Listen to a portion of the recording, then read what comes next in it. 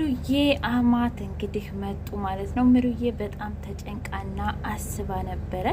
ነገር ግን እንደገመተችው አይደለም። ደስ ብሏት እንዲሁም ደግሞ አንዴ አንቱ አንዴ ደግሞ አንቺ እያለች ስለነበረ አሁን ግን በስነ ስርዓት አክብራት ምሩዬን ልጅ ውለዱ እንደውም ውለዱ ክበዱ እያለች በጣም መርቃት ደስ የሚል ነበረ። ኪራና ጽናት አሁንም አይጥና ድመት ሆነዋል ማለት ነው። ምክንያቱም ሊስማሙ አልቻለም። የሆነ ነገርማ ደብቃናለይ እያሉ ከናሆሚ ጋር እያወሩ ይገኛሉ ማለት ነው። እንደውም እስኪ ንገረኝ ኪራ፣ ቅድም ላይ እንደዛ ሞቅ ብሏት እኮ የሆነ ነገር ልትለን ነበር፣ ነገር ግን ምሩ አስቆመቻት። ስለዚህ እኔ ጽናት የሚመስለኝ አንተን ጠልታ ሳይሆን የሆነ ነገር አለ ብሎ ሲነግረው ልክ ነህ፣ ግን ደግሞ እንዴት ማስወራት እንዳለብኝ እኔ ራሴ አውቃለሁኝ እያለ ኪራ ብሏል ማለት ነው። በቀጣይ ክፍል በእርግጠኝነት ይጋለጣል የምትሉ ኮሜንት ላይ አስቀምጡልኝ። ሰንዬ አንዲት የምታስፈራራ ሴትዮ አለች ማለት ነው። ኧረ እባክሽ ራስሽን ችለሽ እዛው ኑሪ፣ እኛን አትረብሽን፣ እኛ ህይወታችንን እንኑርበት ብትልም እንኳ ያችኛይቱ ሴትዮ በጣም መጥፎ ሴት ናትና እያጨናነቀቻት ትገኛለች። ይሄን ነገር ግን ለጽናትዬ መናገር እንኳ አልፈለገችም። ምን ሆነሽ ነው ሰኒ? ሰው ይጨነቃል አትይም እንዴ? እኔ እኮ ስደውልልሽ ምንም ስልልሽ ስልክ ማታነሽም፣ ደግሞ አሁን ራሱ ፊትሽ ያስታውቃል። ምን ሆነሽ ነው ብላ ስትላት እንኳ አይ ምንም አልሆንኩም፣ ስለዚህ እንሄድ አለቻት። እንዴ ቆይ የሆንሽውን ነገር ሳትነግሪኝ? አዎ ምንም አልሆንኩም ጽናት፣ የራስሽ ችግር አነሰሽ እና እንዴት ብዬ እኔ በችግር ላይ ችግር እጨምርብሻለሁ ብላ በፍጹም እሺ ልትላት አልቻለችም። እና ሰንዬስ ምን ሆና ይሆን? እኔ ግን ስገምት እውነት በጣም ከባድ ነው። ስለዚህ ሰንዬ ለምንድን ነው በዚህ ልክ እንደዚህ የተጨናነቀችው? ማንስ ነው ደግሞ እንደዚህ የሚያስፈራራት? ሰላም ውድና የተከበራችሁ የቻናሌ ቤተሰቦች እንዴት ናችሁ? ሁሉ ሰላም፣ ሁሉ መልካም። እኔ እግዚአብሔር የተመሰገነ ይሁን ሰላም ነኝ። ለዚህ ቻናል አዲስ የሆናችሁ ሰብስክራይብ በማድረግ ቤተሰብ የሆኑ ነባር ቤተሰቦች ደግሞ ስለምትከታተሉኝ ከልብ አመሰግናለሁ። ጽናት ድራማ እንደቀጠለ ይገኛል። እንግዲህ ኪራና ጽናትዬ ወደ ምሩ ቤት ሊሄዱ፣ እንዴ አለባበስሽ ይሄን ነው እንደምለብሽው አላት። ምን ችግር አለው? እዛ እኮ ቀይራለሁ፣ ፒጃማ ለብሼ ነው ምግብ የምሰራው ስትል እሺ ይሁንልሽ፣ ለነገሩ እኔ ምን አገባኝ አለ። ከዛም በኋላ ጽናት ውይ የኔ ቅናተኛ፣ አሁን በዚህ በልብስ ይቀናል?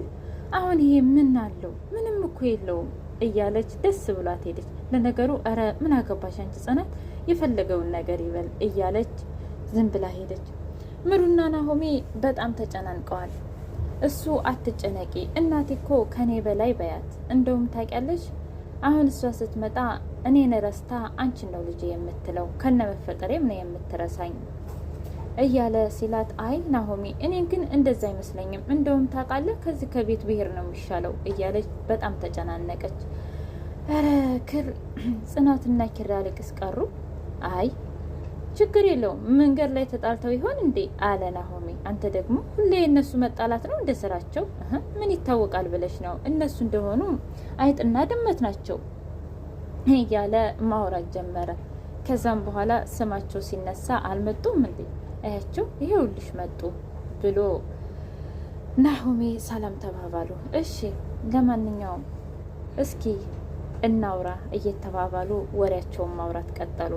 ከዛም በኋላ ጨዋታ እንጨዋት፣ ለምን አለ አይደለ በቃ ያወቀ ሰው የሆነ ጥያቄ ይጠየቃል ሲባል መጫወት ጀመሩና ጽናት ላይ ደረሰ። እኔ ግን ኪራ እንዲጠይቀኝ አልፈልግም አለች። እንደዛ ከሆነ ተቀራራቢ ቁጥር ያለው እሱ ደግሞ ተቀራራቢ ቁጥር ያለው ኪራ ስለሆነ ኪራ ይጠየቅ ሲባል፣ ከዛም ኪራ ይጠይቅ ሲባል ኪራ ጽናትን ጠየቃት። ግን ትጠይኛለሽ እንዴ አላት።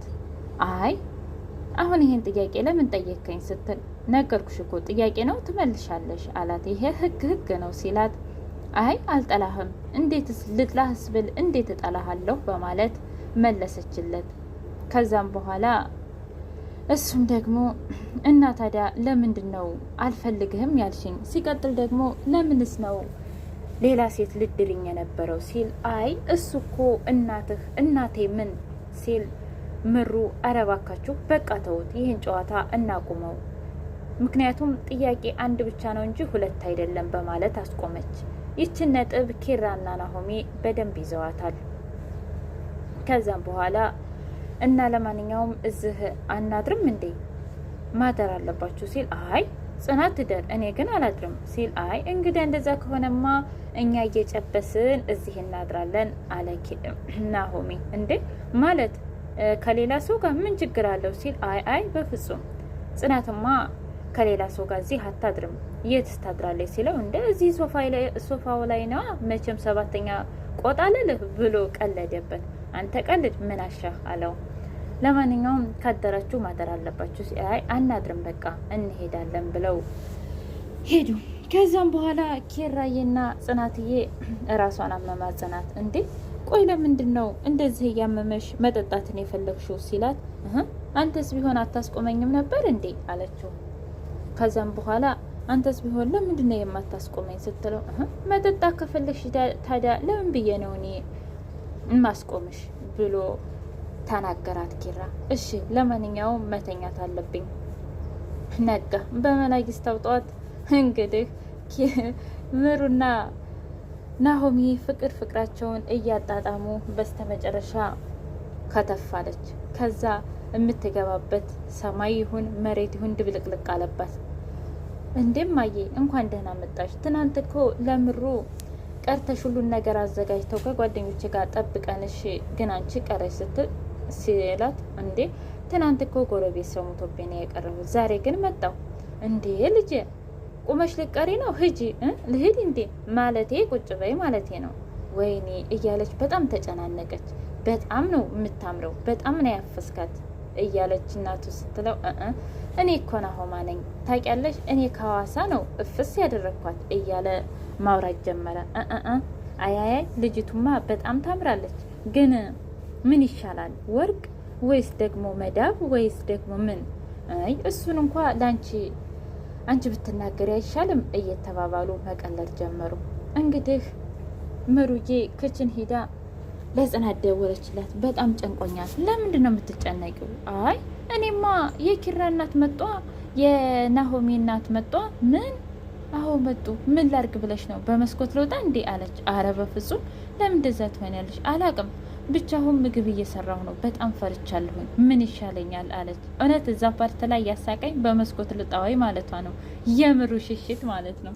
ከዛ ታውቃለህ ይህች ልጅ ግን ድምጿ ራሱ አይሰማም ስለዚህ ተስማምታታል ማለት ነው አለችው። አዎ እንግዲህ ምርጥ ልጅ ናት በጣም ጸባያተኛ ነች እያለ ሲያወራት አባት ግን ተቀይሞሃል አለችው ማዘሯ። እንዴ እስኪ ንገሪኝ እውነት ከቤት መውጣቴና ቤት መከራየቴ ደስ አይልም? ልጅ እኮ የራሱን ቁም ነገር ሲይዝ ደስ ይላል እማዬ እያለ መናገር ጀመረ።